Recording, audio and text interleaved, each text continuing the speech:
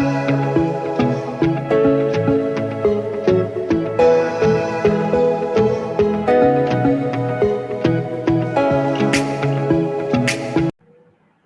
वालेकुम students, hope you are doing well. Accounting circle के channel के ऊपर खुशामदीद।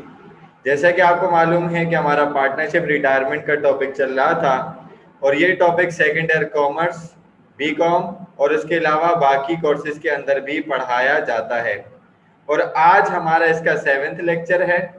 इससे पहले हमने 6 लेक्चर्स के अंदर इसके इंट्रोडक्शन की बात की थी और बाकी लेक्चर्स के अंदर हमने इसके डिफरेंट मेथड्स डिस्कस किए थे, जिसमें आपका गुडविल का मेथड शामिल था, बोनस का, डायरेक्ट परचेज का मेथड था, ट्रांसफर ऑफ कैपिटल या इंटरेस्ट मेथड वगैरह शामिल था। आज के लेक्चर के अंदर हम जो पढ़ेंगे वो रिटायरमेंट पढ़ेंगे विद रिवेल्युएशन एंड गुडविल, यानी कि दो मेथड जो हैं या दो चीजें एक साथ मर्ज हो जाएंगी। और इसके लिए हमने क्वेश्चन उठाया बीकॉम पार्ट 1 का ईयर 2005 प्राइवेट, ठीक है जी। और इसी तरीके का क्वेश्चन इससे मिलता जुलता सेकेंड ईयर कॉमर्स में भी आ चुका है। तो अगर आपको इसके कॉन्सेप्ट्स क्लियर हो जाएंगे तो आप किसी भी तरीके का इस तरीके का क्वेश्चन कर सकते हैं। तो स्टार्ट करते हैं। कह रहे हैं कि अजीम, फहीम और नईम 3 पार्टनर हैं। Were partner sharing profit and loss in the ratio of their capital. जो उनका कैपिटल है उस रेशियो से वो प्रॉफिट और लॉस डिस्ट्रीब्यूट करेंगे। तो इनका कैपिटल ये रहा 1,60,000 और 40,000। इसका मतलब क्या हुआ कि इसका रेशियो 5, इसका रेशियो 3 और इसका रेशियो 2 बनेगा। सम ऑफ रेशियो इज 10, यानी कि टोटल हिस्से 10 होंगे, जिसमें से 2 होंगे नईम के, 3 होंगे फहीम के, 5 होंगे अजीम के। बैलेंस शीट उनकी गिवन है। एसेट में कह रहे हैं कैश आपके पास मौजूद है 40,000 का, कलेक्शन करनी है यानी कि अकाउंट रिसीवेबल है डेटर से 60,000 के, इन्वेंट्री आपके पास 30,000 की, प्लांट एसेट आपके पास 1,50,000 के और टोटल 280। इसी तरीके से अकाउंट्स पेबल 80,000 है और बाकी इनका कैपिटल, और दोनों side asset is equal to equities बराबर है 2,80,000 रुपीज से। ये तो इनका बैकग्राउंड था, डेटा था, बैलेंस शीट थी। अब क्या कह रहे हैं इंफॉर्मेशन में, name retire on the above date. Above date को जो है वो नेम रिटायर हो रहा है यानी कि बिजनेस से जा रहा है। अब वो जा रहा है तो and is paid the amount equal to the book value. जब वो जाएगा तो उसको कितनी अमाउंट दी जाएगी, equal to the book value after making the following adjustment. जो नीचे एडजस्टमेंट दी हुई हैं ये 4, इन एडजस्टमेंट के बाद जो भी उसका कैपिटल बनता होगा उसको वो पे किया जाएगा। कह रहे हैं कि अवेलेबल कैश, जितना भी आपके पास कैश मौजूद है वो उसको पे कर देंगे। And issued a note for the balance, और बैलेंस के लिए आप नोट इशू कर देंगे, उसको बता देंगे कि भाई अभी मजीद कैश हमारे पास अवेलेबल नहीं है, आपको हम आइंदा आने वाले टाइम पीरियड में पे कर देंगे। उसके बाद आपके पास एडजस्टमेंट में 4 एडजस्टमेंट में पहली एडजस्टमेंट है goodwill of the firm 1,20,000 rupees goodwill हुई है, डिस्ट्रीब्यूट होगी। Plant asset are revalued at rupees 2 lakh. जो प्लांट एसेट हैं उनकी जो वैल्यू थी वो 1,50,000 थी, उनकी रिवैल्यूएशन हुई है 2 लाख पर, यानी कि 50,000 से वैल्यू बढ़ गई है तो इनको फायदा हो रहा है, उसकी एंट्री बनाएंगे। Allowance for bad debt is to be maintaining 5% of the account receivable.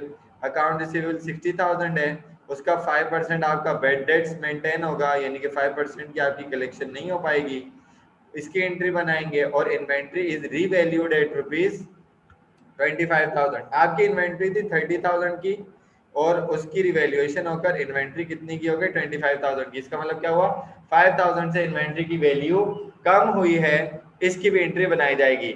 इस तरीके के क्वेश्चन में वो अक्सर इंक्रीज और डिक्रीज का भी वर्ड यूज करता है कि भाई plant asset decrease by, appreciated by, depreciated by, या इंक्रीज और डिक्रीज बाय।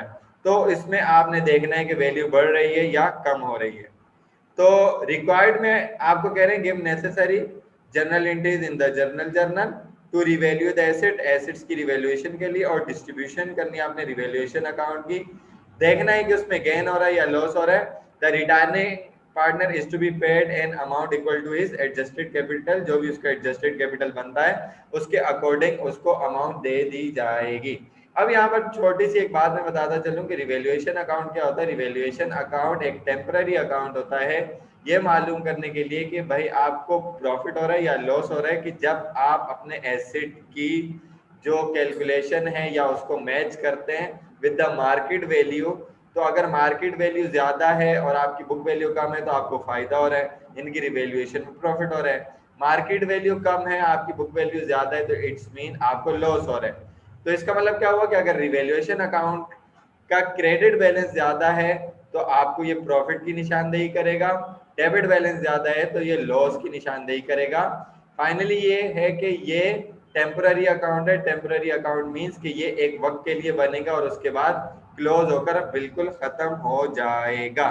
तो आई होप कि आपको क्वेश्चन समझ में आ चुका होगा। चलते हैं इसके सॉल्यूशन की तरफ और देखते हैं कि इसका सॉल्यूशन किस तरीके से किया जाएगा। कुछ एंट्रीज हैं आपके सामने।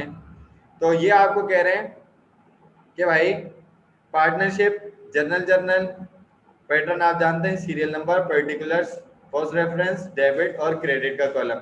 सबसे पहले गुडविल है, गुडविल डिस्ट्रीब्यूट होगी इनके रेशो के अंदर।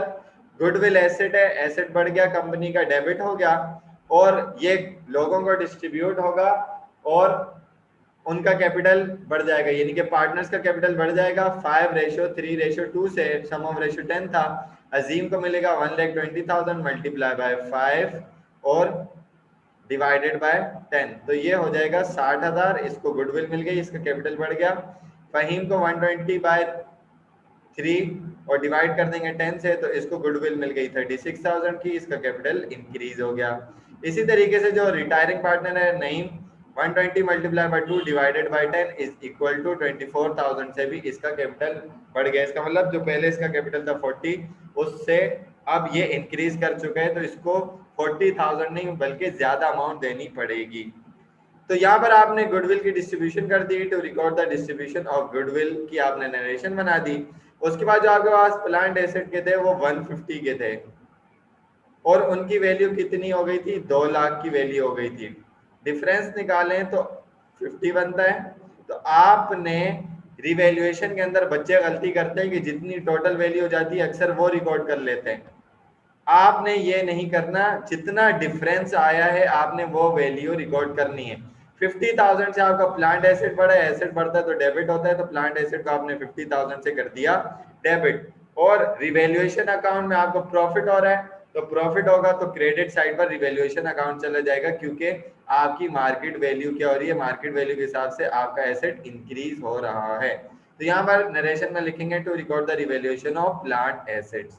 उसके बाद आपकी अकाउंट रिसीवेबल के ऊपर 5% के बैड डेट्स मेंटेन किए जाएंगे। बैड डेट्स का मतलब है कि 5% जो अमाउंट है 60,000 का वो आपको एस्टिमेटेड है कि शक है कि मिल नहीं पाएगा, रिकवर नहीं हो पाएगा, इररिकवरेबल है। ठीक है जी, तो इसका मतलब ये नुकसान है, तो रिवैल्यूएशन अकाउंट क्या हो जाएगा, डेबिट हो जाएगा और अलाउंस फॉर बैड डेट्स जो है वो क्रेडिट हो जाएगा। टेम्पररी अकाउंट है, ओरिजिनल एंट्री बैड डेट्स की बनती है, bad debts expense debit, allowance for bad debts credit. लेकिन टेम्पररी अकाउंट रिवैल्यूएशन अकाउंट में इसको रिकॉर्ड करेंगे, डेबिट और अलाउंस फॉर बैड डेट्स क्या हो जाएगा, क्रेडिट हो जाएगा। 60,000 का 5% कितना होता है, 6/5 जो आप करेंगे 3 लाख हो जाएगा और डिवाइडेड बाय 100 करेंगे तो 3000 आपका बैड डेट्स है कि 60 में से 3 मिलने वाला नहीं है। इसी तरीके से नेक्स्ट एडजस्टमेंट में उसने क्या बात बोली कि रिवैल्यूएशन हुई है आपकी कौन से अकाउंट की, मर्चेंडाइज इन्वेंट्री की। मर्चेंडाइज इन्वेंट्री जो आपका था वो कितने का था, वो 25,000 का था, 20 का हो गया, मतलब 5,000 से आपकी वैल्यू गिर गई, बल्कि सॉरी आपकी जो वैल्यू थी मर्चेंडाइज इन्वेंट्री की वो 30 थी, अब 25 हो गई, तो 5,000 से वैल्यू आपकी कम हो गई, तो रिवैल्यूएशन अकाउंट आपका डेबिट हो गया और मर्चेंडाइज इन्वेंट्री एसेट कम होता है तो क्रेडिट होता है। तो यहाँ पर आपने इस वैल्यू को रिकॉर्ड कर दिया to record the revaluation of merchandise inventory. तमाम एडजस्टमेंट हो गई चारों की चारों। अब जो रिवैल्यूएशन अकाउंट है उसको आप क्या करेंगे, उसका एक बैलेंस निकालेंगे और उसको डिस्ट्रीब्यूट कर देंगे। अब हम देखेंगे कि डेबिट साइड ज्यादा है या क्रेडिट। रिवैल्यूएशन अकाउंट एक ही बार क्रेडिट हुआ है, यानी कि 50,000 से, ठीक है जी। और डेबिट जो हुए वो कितनी बार हुए, एक बार 3,000 से हुआ और एक बार ये 5,000 से हुआ। 3 और 5 आपका कितना बनता है, 8 बनता है। इसका मतलब डेबिट में 8 है और क्रेडिट में आपका 50,000 है। तो क्रेडिट साइड ज्यादा है, 50 में से आपने 8 को माइनस किया तो आपके पास बैलेंस बचता है क्रेडिट साइड पर कितना, 42,000। ठीक है, यानी कि 42,000 का आपको प्रॉफिट हो रहा है। तो रिवैल्यूएशन अकाउंट क्रेडिट में आया, जब इसको आप क्लोज करेंगे तो ये डेबिट में चला जाएगा। 50 में से 3 माइनस किया और 5 माइनस किया तो रिवैल्यूएशन अकाउंट प्रॉफिट आपका 42 आ गया। ये प्रॉफिट बढ़ेगा तीनों पार्टनर्स को, तो इनका कैपिटल इंक्रीज हो जाएगा उसी कैपिटल रेशियो से 5:3:2। तो 42/5 divided by 10 is equal to 21,000। इसकी रिवैल्यूएशन कैपिटल बढ़ गया। फहीम का 42 मल्टीप्लाई बाय 3 डिवाइडेड बाय 10 12,600 से कैपिटल बढ़ गया। 42,000 मल्टीप्लाई बाय 2 डिवाइडेड बाय 10, तो नईम का कैपिटल भी रिवैल्यूएशन मिलने की वजह से 8,400 का इंक्रीज हो गया। तो ये आपने रिवैल्यूएशन यहाँ पर जो है वो रिकॉर्ड कर ली है।